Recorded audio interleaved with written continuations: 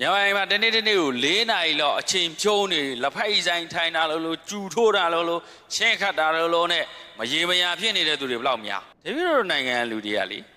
ေဒီမှာအချိန်ဖြုံးဟိုမှာသွားကြုံခံဒီမှာအချိန်ဖြုံးနေတဲ့ဟိုမှာသွားကြုံခံရတာဒီမှာအလုံးလုံးနေဟိုမှာကြုံခံတဲ့အကြောင်းမရှိဘူးတပည့်တော်နိုင်ငံမှာအရင်မြေကုန်ရှိပြီသားဆန်ကိုမှာရှိတယ်ဒီတော့ပြောပဲသူရေလည်းမရှိမြေလည်းမရှိတဲ့နိုင်ငံဗျာသွားပြီးကြုံခံပညာရှိလို့ဒါကြောင့်လီကွမ်းယူကပြောတယ်ပညာတက်အောင်ကြိုးစားလိုက်တို့နိုင်ငံလာပြီးတော့ကြုံခံရလိမ့်မယ်ဆိုဟုတ်တယ်ဒီလိုပညာမတက်လို့တို့နိုင်ငံသွားပြီးတော့ကြုံခံရတာပဲဂျပန်သွားတယ်အမေရိကန်သွားဘဲသွားတော့တို့များကရှင်များ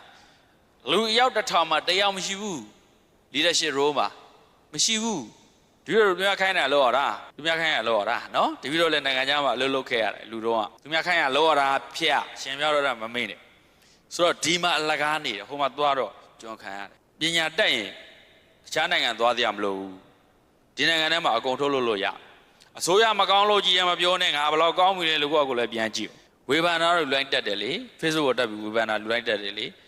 ကိုယ့်ရည်ချင်းကိုဖြည့်နေသလားဆိုတာစဉ်းစားစရာဖြစ်သွားပြီနော်ခင်ဗျားတို့စဉ်းစားတတ်ဖို့ပြောတာပါအဲ့ဒါတော့ဒီကတော့အိယာဝန်ခံနေတိုင်းစာဖတ်ဆုံးဖုံးပေးပြီးတိုင်းစာဖတ်အဲ့ဒါဆိုရင်နိုင်ဝက်အသာလေးပဲနော်ဖုံးသုံးညရင်တည်းကနေပြီးတော့၄ဘုံတဘုံဖြတ်ယူဒီတော့အများကြီးမပြောဘူးနော်ဖုံးသုံးညရင်တည်းကနေ၄ဘုံတဘုံဖြတ်ယူဥပမာတနာရီဖုံးသုံးမယ်ဆိုရင်15မိနစ်စာဖတ်45မိနစ်ဖုံးသုံးပါအဲ့ဖုံးသုံးတော့လေရှင်များတို့ဖတ်ထားတဲ့ဟာတင်ပေါ်အဲ့ဒီလူက digital brand ဖြစ်သွားဟာဒီဘုံကြီးစာဖတ်တဲ့ဟာဟုတ်တယ်ဖတ်တဲ့ဟာတင်တာလေရှင်များတို့စာမဖတ်တော့အပေါ်မှာ line ပေါ်တင်တော့ဘာတွေတင်တော့တင်စရာမရှိတောင်းမြောက်လျှောက်တင် digital brand ရှင်များတို့မရှိဘူးအဲ့လိုရှိဖို့ဆိုရင်စာဖတ်ထားရတယ်စာဖတ်တာရင်အပေါ်တက်တော့လေစာနဲ့ပင်နဲ့တက်တာဟုတ်ဗျ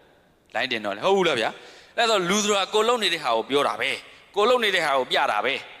ဟုတ်ဘူးလားဗျာတပည့်တော်အခုပြတယ်ဗျာတပည့်တော်သာသင်နေတဲ့ဟာတွေပြမှာပေါ့နော်တပည့်တော်ဖတ်ထားတဲ့စာတွေကြောင့်ပြောမှာပေါ့တပည့်တော် line ကြည့်လိုက်လေတပည့်တော် profile နဲ့ဝင်ကြည့်လိုက်လေတပည့်တော်အလုံးလုံးနေတာလုံနေတဲ့ဟာပြမလုံတဲ့သူပြတရားရှိမဖတ်ရင်ပြောတရားရှိလားအဲ့ဒါပဲရှင်များတို့နော်အဲ့ဒါလေးပြောလို့ဒီကိုတွေစူးစမ်းကြအောင်ဗျာအဲ့ဒါဆိုတော့ဒီနေ့ကိုတပည့်တော်တနာရီတော့ဖတ်ချင်တယ်ဗျာဒါမို့ဒီနေ့ကိုနာရီဝက်ဖတ်ချင်စာအုပ်ဖတ်လိုက်တာနဲ့အိတ်ရှင်သွားရောပြဿနာအဲ့ဒါတပည့်တော်ဘယ်လိုဖြေရှင်းရမလဲဖြစ်လားလို့ဖြစ်ပါတယ်နော်ဖြစ်တယ်တပည့်တော်ကစာအုပ်ဖတ်ပြီဆိုရင်အိတ်မရတော့တပည့်တော်ကြောင့်လည်းညီကတစ်မျိုးဖြစ်သွားဒါကြောင့်စာဖတ်ပြီဆိုရင်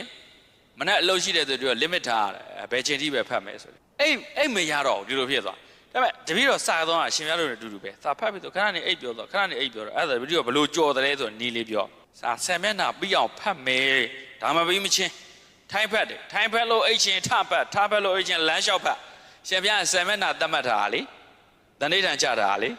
ဟုတ်လားဆောင်းမဖတ်ဒီဆောင်းမတော့ပြီးအောင်ဖတ်မယ်တခါတည်းဒီတော့ဘာလို့ဒီတခန်းပြီးတော့အောင်ဆိုတော့အခန်းရဲ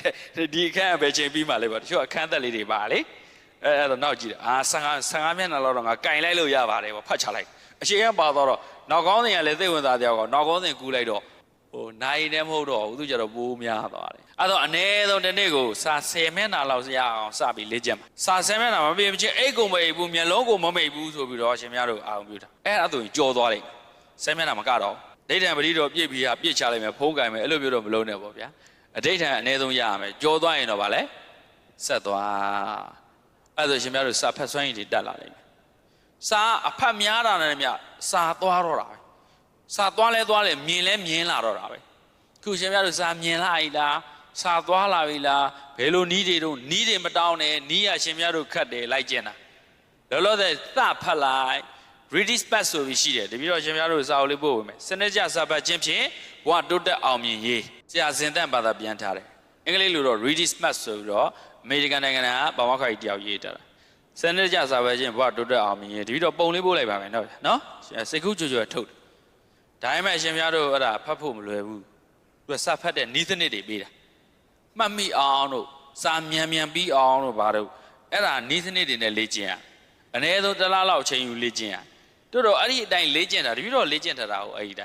့ဒီတိုင်းလေ့ကျင့်လိုက်လို့ခရီးရောက်သွားပြီဆိုတော့တော်တော်ဟုတ်တယ်ရှင်များတို့ပြောလိုက်ပြီဆိုရင်ရှင်များစာရေးစရာနဲ့စာအောင်နဲ့တွဲပြောတာနော်ဥဒ္ဒရာပြောတပည့်တော်တအုပ်လောက်မေ့လိမ့်မယ်စနစ်ရှိတယ်ဒီကစနစ်နဲ့လေ့ကျင့်ထားတယ်အခုရှင်များတို့စာကြော်ဖတ်နည်းကိုဒီရောပြောပြီးနော်ဘလို့ဖတ်လဲအနည်းဆုံး10မျက်နှာလောက်ဖတ်မှဆိုရင်အဲ10မျက်နှာမပြင်းရှင်များတို့စိတ်ကိုအလိုမလိုက်နဲ့မျက်လုံးကိုအလိုမလိုက်နဲ့ရအောင်ကြော်အောင်ဖတ်စာကိုကြောဖတ်တယ်လို့ခေါ်တာစာကိုကြော်ပြီးဆိုတာနဲ့ရှင်များတို့သွားပြီအဲ့တော့မေးတယ်ရှိတယ်တပည့်တော်တို့စာတွေဖတ်တာတည်းများမမှတ်မိဘူးအဲ့ဒါကြောင့်စာဖတ်ရမှာဒီတော့မယုံကြည်ဘူးဖြစ်နေကို စာဖတ်ရတာအားမရှိဘူးဖြစ်နေစာတွေဖတ်တာမှတ်မိဘူးကဲဖတ်ထားတဲ့မြတ်သားတွေအားလုံးမှတ်မိရင်မကောင်းဘူးလားဗျာနီးပေးမလို့ဖတ်ထားတဲ့စာတွေအားလုံးမှတ်မိရင်မကောင်းဘူးလားဗျာကျွန်တော်တို့အုံနောက်ကြီးကွဲထွက်သွားအုံနောက်ကတဲ့မေ့ရတာသူ့ရဲ့အလုပ်ပါလိုအဲ့လိုမေ့တာဖတ်ထားတဲ့မြတ်သားမှတ်မိတရားမလိုဘူးကြည်ထားမြင်ထားတဲ့မြတ်တွေ့ဘူးထားတဲ့မြတ်အကုန်မှတ်မိဒီလိုအယူကြီးဖြစ်သွားလိမ့်နော်အဲ့ဒါကြောင့်မေ့ပေးရအဲ့ဒါဆိုတော့မေ့ပေးရတယ်ဆိုတာတဘာဝအဲ့ဒါကိုမကြော်နဲ့ဖတ်ထားတော့ဘယ်သူမှမှတ်မိဘူးမှတ်မိတရားလဲလိုလဲမလိုဘူးတပည့်တော်ပြောသမျှအရှင်မြတ်တို့မှတ်မိလားမှတ်မိတရားရောလိုလားမလိုဘူးအဲ့ဒါကိုသိပဲဒါပေမဲ့အရေးကြီးတဲ့အရာတွေမပါဘူးလားအရေးကြီးတဲ့အရာရှင်မြတ်တို့ဘာလုပ်လိုက်အေးအဲ့ဒီဟာကိုပြန်ဖတ်ရတယ်အဲ့ဒီဟာအရှင်မြတ်တို့အတွက်အသုံးတည့်တဲ့ဟာပဲဒါကြောင့်အရှင်မြတ်တို့သိအားမငယ်နဲ့တော့စိတ်တမကြနဲ့ဖတ်ထားသမျှမှတ်မိတရားလိုလားလိုကိုမလိုလို့အုံနောက်ကမေ့ပေးရတာတဲ့သိပ္ပံပညာတွေကဒီလိုမျိုးအုံနောက်နဲ့ဆိုင်တဲ့ဟာတွေသူတို့ပြောတယ်အုံနောက်ကမှတ်တဲ့မှတ်ဉာဏ်ဒီအုံနောက်အလွာ9လွာပါတယ်ဒီအောက်ဆုံးတန်းလေးမှာဘူးလေးပါအဲ့နေရမှတ်တာ तू ကတကယ်ကိုသေးသေးလေးသူမကြီးသေးလောက်လေးရှိတယ်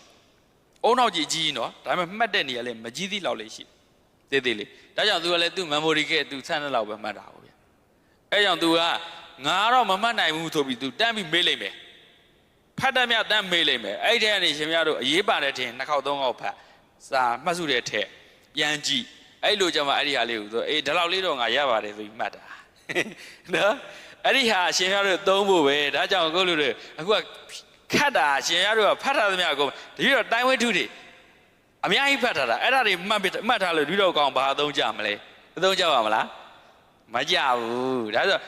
ပရိယတ္တိကိုတော့ပြောလို့မရဘူးလေပရိယတ္တိကြဒါကြောင့်မှတ်ကိုမှတ်သားတဲ့ကြံကံဖြစ်တယ်ဒါကြောင့်ဖတ်တဲ့ဟာရှိတယ်မှတ်သားတဲ့ဟာဆိုတာရှိတယ်ပရိယတ္တိကြတော့ဘုရားအောင်ဆုံးမဖြစ်တဲ့တော့အားလုံးမှတ်သားထားတဲ့ဟာဒါကြောင့်ဒီလိုအာဂုံဆောင်မအာဂလူဆိုတာအာဂုံဆောင်နိုင်တဲ့ဟာလေ့ကျင့်ထား